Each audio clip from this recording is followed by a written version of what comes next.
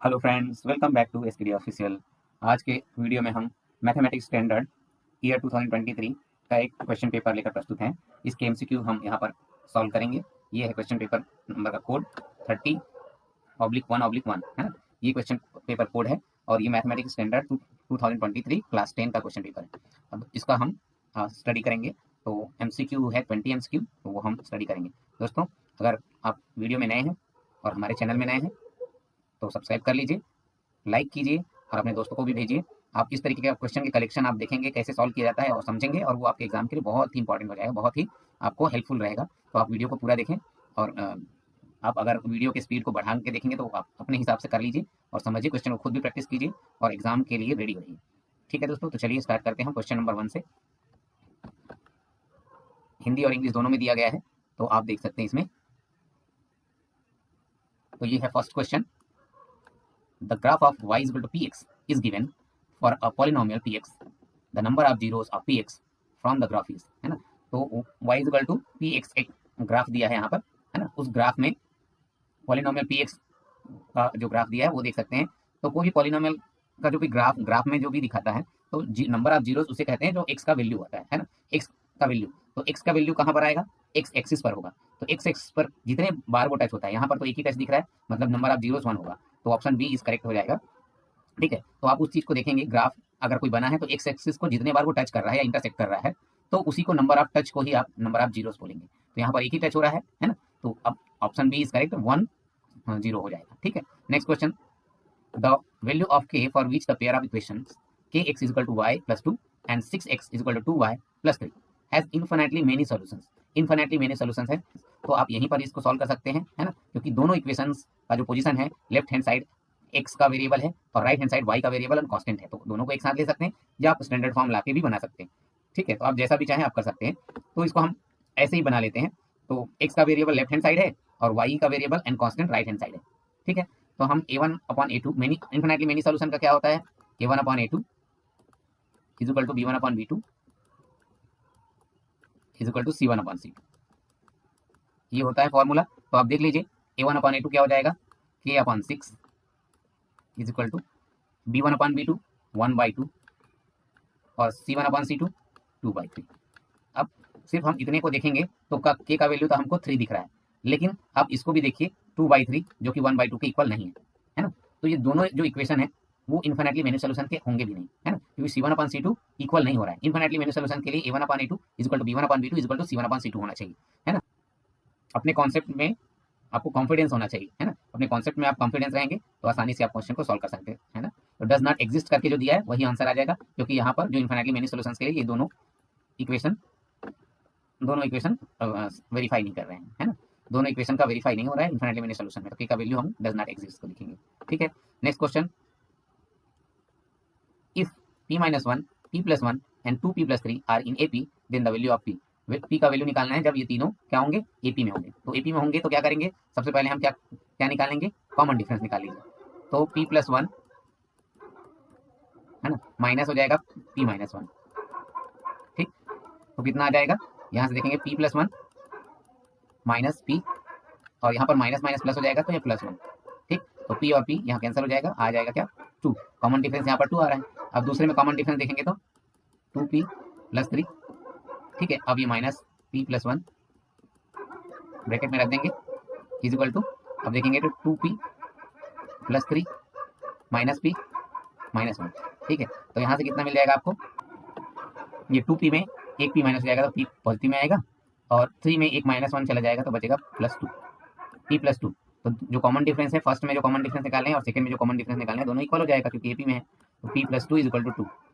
ठीक है, p+2 is equal to 2, तो क्या निकल जाएगा? p is equal to 2 - 2 and 2 - 2 is 0।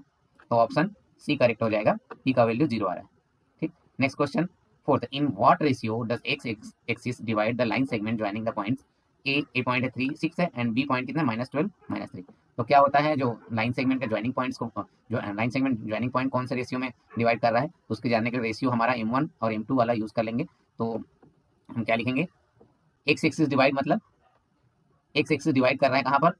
X और वाई का वैल्यू 0 हो जाएगा, है ना। एक्स एक्सिस में डिवाइड कर रहा है मतलब एक्स एक्सिस में वाई का वैल्यू 0 रहेगा और एक्स एक्सिस का कोई भी वैल्यू हो सकता है। तो हम जो जीरो है उसको लेंगे, y का वैल्यू जीरो, ठीक है। तो सबसे पहले हम y वाला फॉर्मूला लगा देंगे, y इज इक्वल टू क्या रहता है m1 y2 plus m2 y1 upon m1 plus m2, ये हमारा होता है, ठीक है, सेक्शन फॉर्मूला। तो y का वैल्यू हमको क्या लेना है, जीरो लेना है, क्योंकि x एक्सिस पर है तो y का वैल्यू जीरो रहेगा, तो जीरो आ जाएगा यहाँ पर, zero is equal to m1 x2 m1 y2, m1 y2 क्या है -3 है ना, तो यहाँ पर मैं -3 लिख देता हूँ, प्लस m2 y1 6 है, ठीक, और यहाँ पर क्या आ जाएगा m1 plus m2। Next step में देखिए m1 प्लस m2 को हम इधर ट्रांसपोज करेंगे तो वो क्या हो जाएगा, सीधा जीरो हो जाएगा, क्योंकि वन साइड जीरो है, और यहाँ पर -3m1 प्लस 6m2, ठीक। अब हम 3m1 को ट्रांसपोज कर देंगे इधर, -3m1 को, तो 3m1 आ जाएगा इस साइड,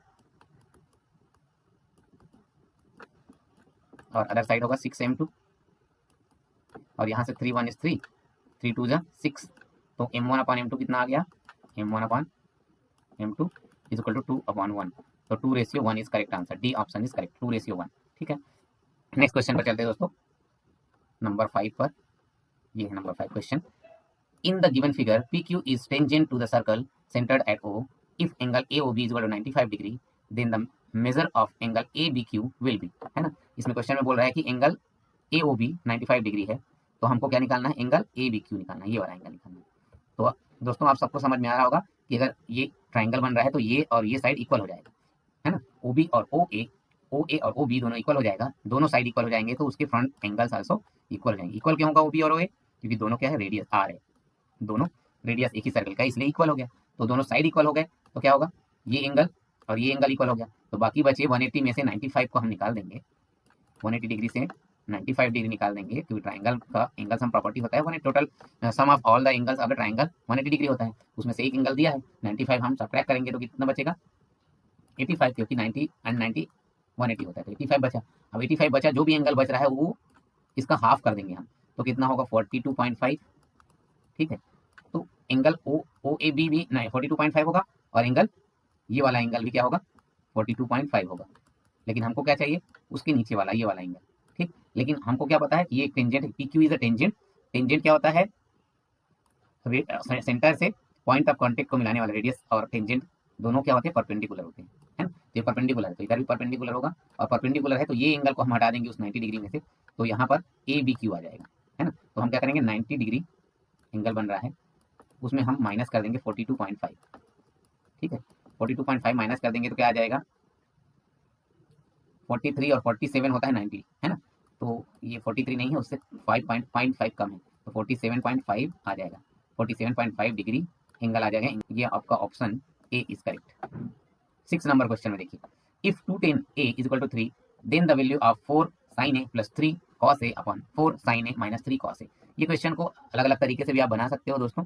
आपको हम क्या करेंगे, 10A इज इक्वल टू 3/2 लिख देंगे, और 10A को हम चेंज कर देंगे साइन ऑफ कॉस में, क्योंकि हमको साइन ऑफ कॉस में चाहिए, तो sine of A upon cos A, sine A upon cos A लिख देंगे इज इक्वल टू 3/2।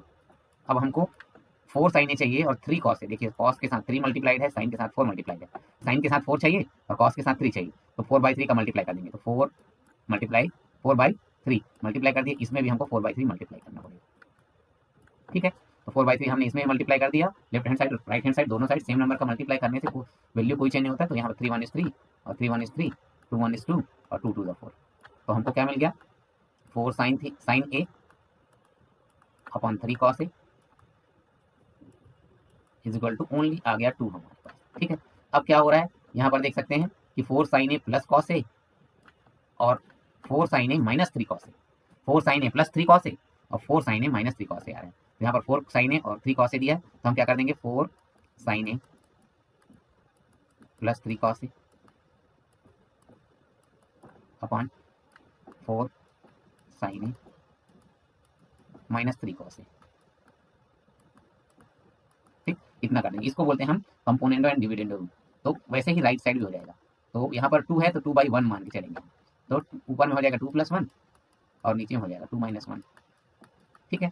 तो 2 + 1 3 और 2 - 1 1, तो आंसर क्या है हमारा 3, 3 इज द आंसर, तो ऑप्शन सी इज करेक्ट। इसको बोलते हैं component and dividend rule.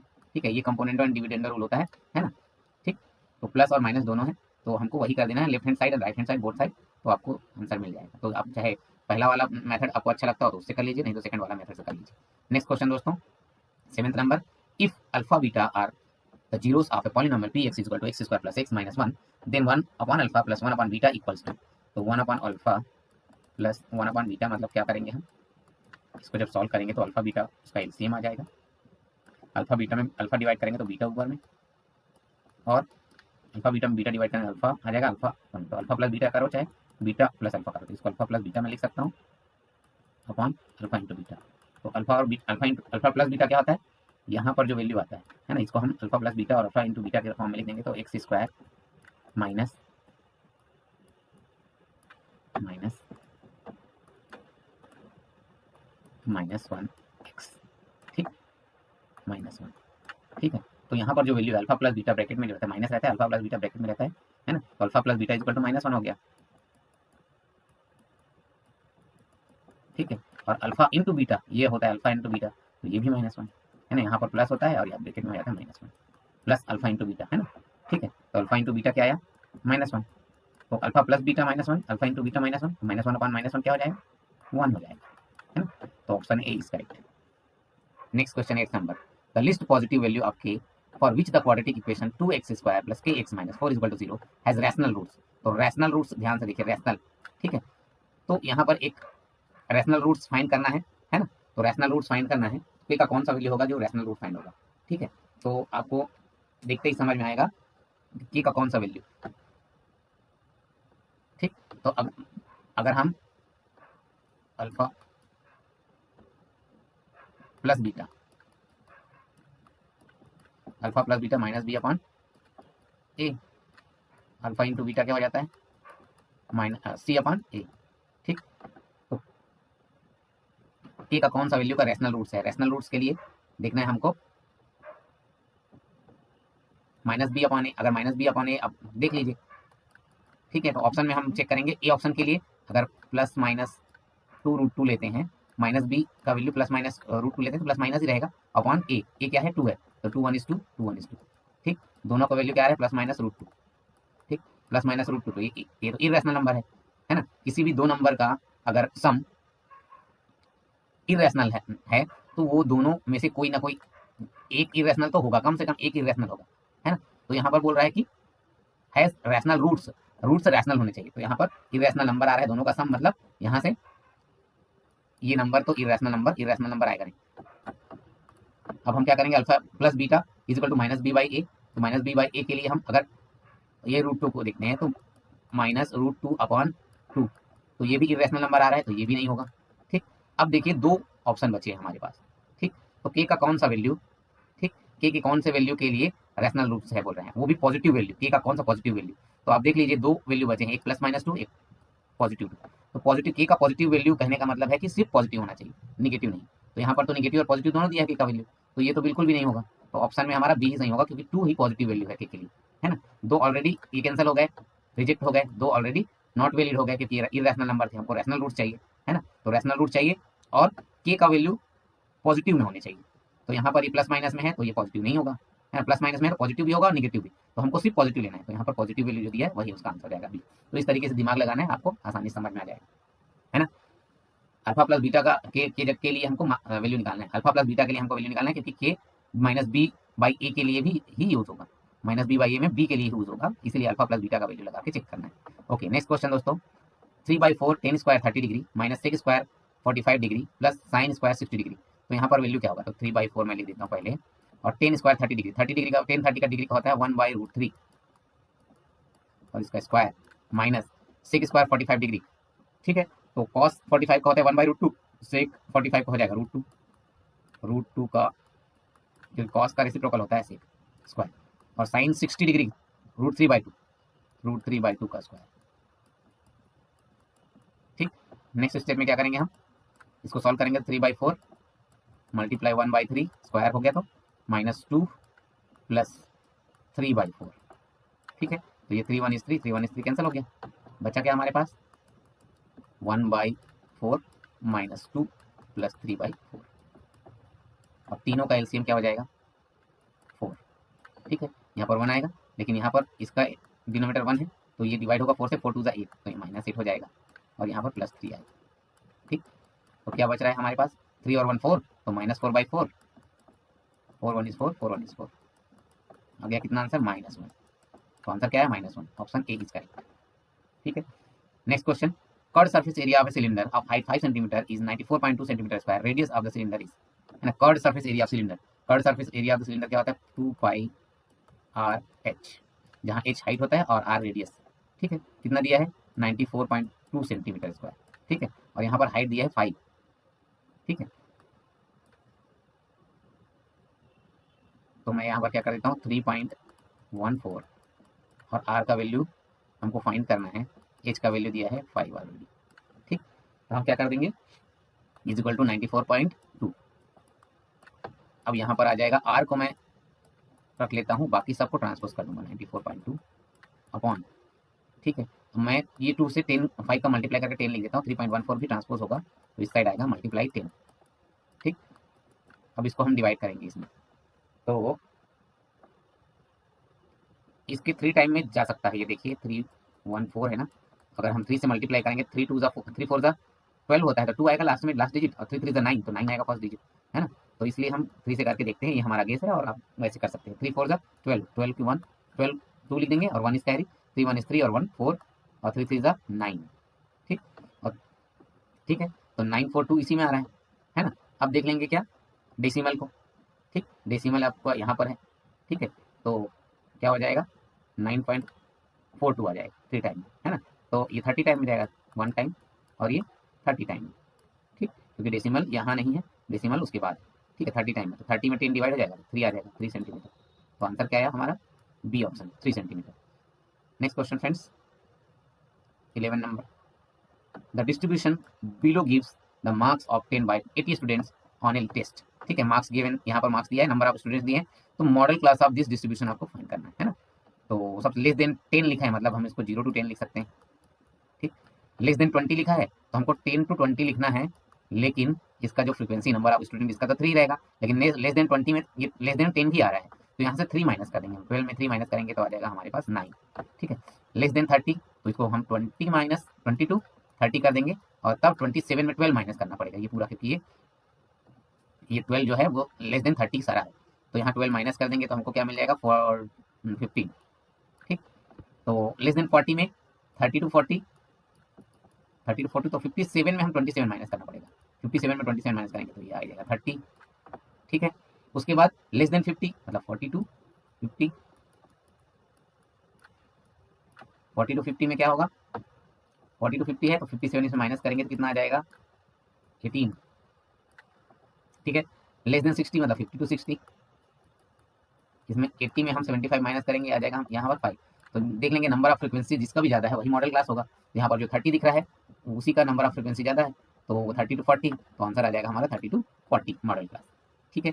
Next question दोस्तों, the curved surface area of a cone having height 24 centimetre and radius 7 centimetre is curved surface area of a cone. तो curved surface area of cone क्या होता है पाई R L, ठीक है। और height और radius given है, तो हाइट और रेडियस गिवन है तो एल हमको निकालना आता है, L is equal to under root H square plus R square, ये होता है कोन का, है ना, स्लेंट हाइट का फॉर्मूला। तो एच दिया है 24 स्क्वायर, तो हम लिख देंगे यहाँ पर under root 24 square plus 7 square, 24 square 24 का स्क्वायर कितना होता है 576, 49 हो जाएगा, 7 का स्क्वायर 49, टोटल कितने हो जाएंगे 9 6 15 5 7 4 11 1 12 और 1 इज कैरी हियर, और 500 600 हो जाएगा 625, है ना। तो L is equal to under root, ये अंडर रूट में आ रहा है, तो अंडर रूट 625 क्या होता है 25, तो एल इज इक्वल टू 25 हो गया, आर इज इक्वल टू 7 हो गया। अब रख देंगे value, pi is equal to कितना होगा 22/7 पाई आर एल के लिए, और आर के लिए 7 और एल के लिए 25, 7 1 is 7 7 1 is 7, 25 2 is 50 और 25 20 is 500 550, तो आंसर क्या आ रहा है 550 centimetre square, option C correct. Next question, question number 13, the distance between the points 0 and 2√5 and -2√5 to 0 and 0, है ना, इज डिस्टेंस फॉर्मूला क्या होता है under root x2 minus x1 square plus y2 minus y1 square. तो x2 कौन सा है, -2√5 और x1 क्या है 0, तो उसका स्क्वायर हो जाएगा, है ना। ठीक, यहाँ पर 0 माइनस, यहाँ पर क्या हो जाएगा -2√5 minus 0 square plus under root में रहेगा ये। अब y2 क्या है 0 है, 0 माइनस 2√5 स्क्वायर कितना आ जाएगा, यहाँ पर -2√5 का स्क्वायर आ जाएगा, तो अंडर रूट में लिख देता हूँ मैं, क्या आ जाएगा 4 इंटू 5 मतलब 20, और ये -2√5 का स्क्वायर, ये भी 20 40 मतलब क्या होता है 4 इंटू 10, और 2 को हम अगर रूट से बाहर निकालेंगे तो 2 बाहर आ जाएगा 110, है ना। और 4 के लिए हमने 2 बाहर निकाल लिया, तो 2√10 यूनिट्स, तो option A is correct. Next question 14 number, which of the following is a quadratic polynomial having zeros -2/3 and 2/3। ठीक है, तो 2/3 आना चाहिए, है ना, तो इसके लिए जीरोस निकाल लीजिए, तो क्या आएगा x स्क्वायर, 9 को हम ट्रांसपोज करेंगे तो 9 पॉजिटिव अपॉन 4, तो इसका प्लस माइनस 3/2 आ रहा है, तो ये नहीं होगा। इसका x निकालेंगे तो क्या होगा, अंडर रूट करेंगे इसका, अंडर रूट 9 का अंडर रूट 3 और 4 का अंडर रूट 2 और प्लस माइनस, तो ये नहीं आ रहा है। ठीक, नेक्स्ट क्वेश्चन में यहाँ पर अगर इसको इक्वल टू 0 कर देते हैं तो 4/9 को ट्रांसफर करेंगे, 0 हो जाएगा ऑलरेडी, और यहाँ से x square is equal to क्या बच जाएगा, x square is equal to plus 4 लिखा है वो -4 हो जाएगा और अपॉन 9। ठीक है, ठीक, तो इसका स्क्वायर रूट निकालेंगे तो ये तो निगेटिव नंबर है। ठीक, तो ये ऑप्शन नहीं आएगा। ठीक है, तो ये निगेटिव नंबर है, इसका निगेटिव नंबर का स्क्वायर रूट आपका रियल नंबर नहीं होता है। ठीक, तो ये भी कैंसिल हो गया, हमारा बी ऑप्शन कैंसिल हो गया, है ना। सी वाला ऑप्शन में देखिए x स्क्वायर प्लस 9/4, तो इक्वल टू 0 करेंगे तो यहाँ पर भी निगेटिव नंबर आएगा और 9/4 आ जाएगा, तो इसका भी ये भी नहीं आएगा। डी के लिए हम देखेंगे इक्वल टू 0 कर देंगे, डी के लिए हम देखेंगे इक्वल टू 0 कर देंगे तो 5 ट्रांसपोज करेंगे तो 0 खत्म हो जाएगा, 0 आ जाएगा, और x square is equal to क्या आ जाएगा, 4 जो है निगेटिव दिया है वो पॉजिटिव आ जाएगा, 4/9 स्क्वायर रूट निकालेंगे तो प्लस माइनस। ठीक है, स्क्वायर रूट निकालेंगे तो x is equal to plus minus 2/3 आ जाएगा। ठीक, तो 2/3 मतलब एक निगेटिव एक पॉजिटिव, तो आपका ऑप्शन डी इज करेक्ट। ठीक है, ठीक है, 4 का स्क्वायर रूट 2 होता है ना, और 9 का स्क्वायर रूट 3 होता है। ठीक, तो इसको ध्यान देंगे। Next question, question number 15, if the value of each observation of a statical data is increase by 3 then the mean of data. ठीक है, तो मान लो क्या हो जाता है, मीन क्या लिखा, mean summation x upon n है, नंबर ऑफ डेटा और सम ऑफ डेटा। ठीक है, तो सम ऑफ डेटा में अगर 3 इंक्रीज कर दिया जाए, है ना, सब में 3 इंक्रीज कर दिया जाए, तो इस x के साथ सब में, तो वो क्या हो जाएगा, x के साथ 3 हो जाएगा और नंबर आ जाएगा। तो जो भी हर नंबर के साथ 3 ऐड हो रहा है ना, हर नंबर के साथ 3 ऐड हो रहा है, तो आप जब डिवाइड करोगे तो 3 एक्स्ट्रा आपको मिल ही जाएगा, है ना। आप ऐसे अगर नहीं करना चाहते हैं तो आप नंबर ही ले लीजिए, 1 2 और 3 ले लीजिए, है ना। दूसरा भी ले सकते हैं, कोई दिक्कत नहीं है, 1 2 3 लेके, तो इसका अगर आप मीन निकालेंगे तो आपको 2 ही निकलेगा। ठीक, और अगर आप 3 इंक्रीज कर देते हैं सब में, तो 1 हो जाएगा 4 और दूसरा हो जाएगा 5 और तीसरा नंबर हो जाएगा 6, और उसमें 3 डिवाइड करेंगे, क्योंकि नंबर ऑफ ऑब्जर्वेशन 3 है, तो कितना हो जाएगा 6 4 10 और 5 15, 15/3 कितना हो जाएगा, 3 1 is 3 3 5 है। तो पहले हमारा मीन आ रहा था 2 और 3 इंक्रीज करने पर मीन आ गया 5, तो दोनों के मीन में कितना डिफरेंस हो गया 3, तो इंक्रीज हो जाएगा। ठीक है, इंक्रीज बाय 3, तो ऑप्शन बी इज करेक्ट। तो इस चीज़ को ध्यान दीजिएगा सभी, है ना। खुद एग्जाम्पल के थ्रू कुछ नंबर्स आप खुद पुट कर लीजिए, उसको सॉल्व कीजिए, आपको आंसर मिल जाएगा। ठीक है, आपको ज़्यादा सोचने की जरूरत नहीं। Now 16 number question, probability of happening of an event is denoted by P and probability of non happening of the event is denoted by Q। Relation between P and Q is, है ना, relation निकालना है। तो relation क्या होता है, probability probability का event का क्या आता है P, है ना, और नॉट इवेंट का जो भी है probability of happening plus probability of not happening, दोनों का सम 1 होता है। ये आपने पढ़ा है फॉर्मूला में, तो ऑप्शन ए इज करेक्ट है। डायरेक्ट फार्मूला पूछा है कि probability of happening plus probability of not happening, दोनों का सम ऑलवेज 1 होता है ना। तो ये फॉर्मूला है डायरेक्टली, वो फॉर्मूला से यूज करो, P plus Q is equal to 1। Next question 17 number, a girl calculates that the probability of her winning the first prize is in a lottery 0.08. If 6,000 tickets are sold, how many tickets has she bought, है ना। तो हम क्या करेंगे, 0.08 उसका winning probability है ना। तो हम 0.08 को विनिंग प्रोबेबिलिटी को हम क्या लिख सकते हैं, 8/100 लिख सकते हैं। और 8/100 है तो क्या हो जाएगा, total number of possible outcome 100, उसमें से फेवरेबल आउटकम 8 हो रहा है, तभी हम 0.08 उसकी प्रोबेबिलिटी बना रहे हैं, है ना। तो वैसे ही ये डायरेक्ट प्रोपोर्शन वाले फॉर्मूला आप इसमें यूज कर सकते हो।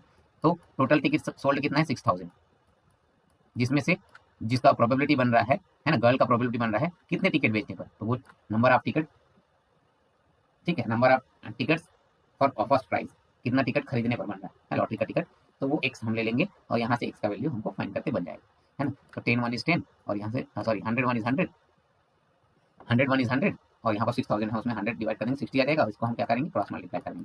तो एक्स का वैल्यू क्या आ जाएगा, 60 × 8, 8 6 48, 48 और 0 60 है इसलिए, तो 480 आंसर आ जाएगा। तो ध्यान दीजिएगा, जो भी प्रोबेबिलिटी है उसको आप न्यूमरेटर अपन डिनोमिनेटर में लिख सकते हो, है ना। जो भी डेसिमल में आया है तो आप 8 को उसका फेवरेबल आउटकम बना दीजिए और 100 को total number of possible outcome बना दीजिए। और यहाँ पर नंबर ऑफ टिकट्स सोल्ड लिखा है, number of tickets are sold, तो इसको आपको total number of possible outcome और फेवरेबल आउटकम, जितना टिकट गर्ल को फर्स्ट प्राइज के लिए जितना टिकट उन्होंने खरीदा है वो, है ना। तो एक्स रख लीजिए उसको, फिर वैल्यू निकालिए, बन जाएगा। 18 number question, in A group of 20 people 5 can not swim, if one person is selected at random then the probability that he or she can swim is, है ना। तो total number of possible outcome तो 20 हो जाएगा क्योंकि 20 people है। 5 can not swim, 5 can not swim मतलब 20 में हम 5 माइनस कर देंगे तो बचेगा कितना, 15, तो 15 कैन स्विम, है ना। तो यहाँ पर if one person is selected at random, एक पर्सन सेलेक्ट किया जाता है, रैंडमली सेलेक्ट किया जाता है, then the probability that he or she can swim, तो he or she can swim में फेवरेबल आउटकम 15 हो जाएगा, है ना। Total number of possible outcome, number of people, total number of people, favourable outcome में जो कैन नॉट स्विम वाला है उसको निकाल देंगे तो बचेगा वो कैन स्विम हो जाएगा 15। तो यहाँ प्रोबेबिलिटी क्या मान रहा है, 5 3 ज़ा 15 और 5 4 ज़ा 20, तो आ रहा है आंसर आपका 3/4। तो option A is correct. Now assertion and reason वाले क्वेश्चन में से 19 एसेशन ए, अब यहाँ पर ऑप्शन 4 हमेशा वैसे ही देता है। ऑप्शन ए में जो होता है both assertion A and reason R true and reason R is the correct explanation of assertion A. B में होता है both assertion A and reason R true but reason R is not the correct explanation of assertion A. C में देता है assertion A is true but reason R is false, और D में देता है assertion A is false but reason R is true. तो 19 number question देखते हैं, assertion A, point P02 is the point of intersection of y axis with the line 3x + 2y = 4। तो हम 0 और 2 का जो एक्स का जो वैल्यू है वो 0 रखेंगे, एक्स का वैल्यू 0 रखेंगे और वाई का वैल्यू 2 रखेंगे। अगर ये इस इक्वेशन को सेटिस्फाई करता है तो वो पॉइंट क्या करता है, इसको वाई एक्सिस पर इंटरसेक्ट करेगा। वाई एक्सिस पर इंटरसेक्ट करने का मतलब है एक्स एक्सिस 0 हो जाए, है ना। तो अब एक यहाँ पर वैल्यू रख दीजिए 3, एक्स की जगह 0 रख दीजिए, वाई की जगह 2 रख दीजिए।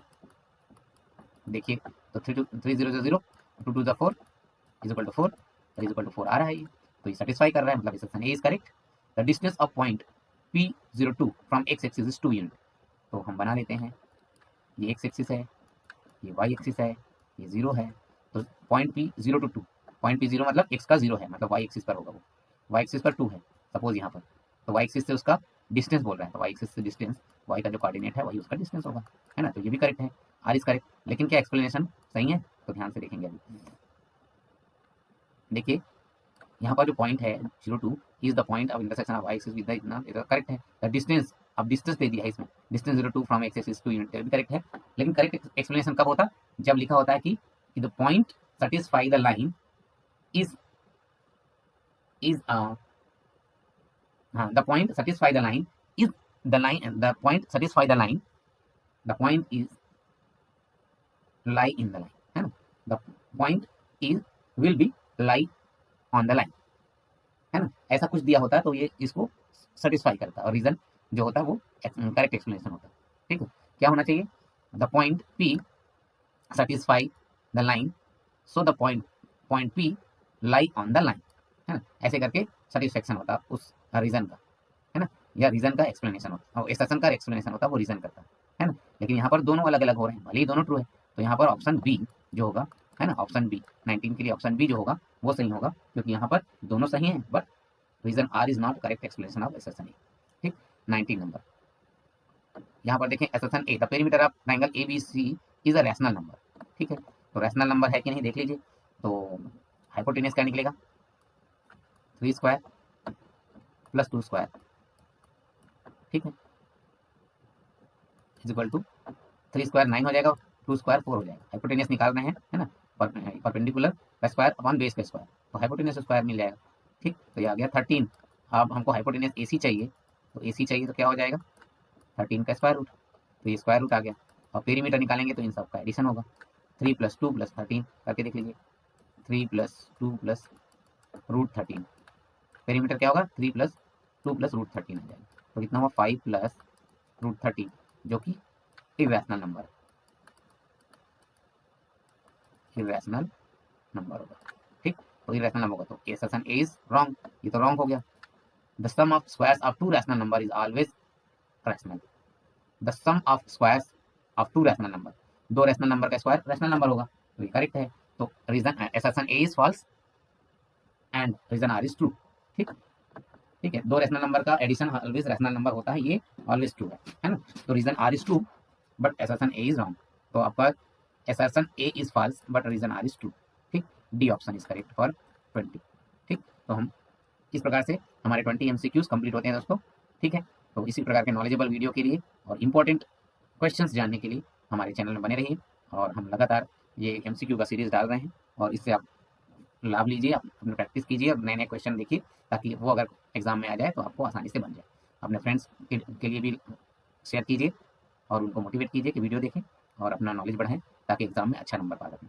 ओके दोस्तों, thank you for watching my video. अगर चैनल में आप नए हैं तो सब्सक्राइब कर लीजिए। ओके दोस्तों, बाय बाय, मिलते हैं नए कॉन्सेप्चुअल वीडियो में नए क्वेश्चन के साथ।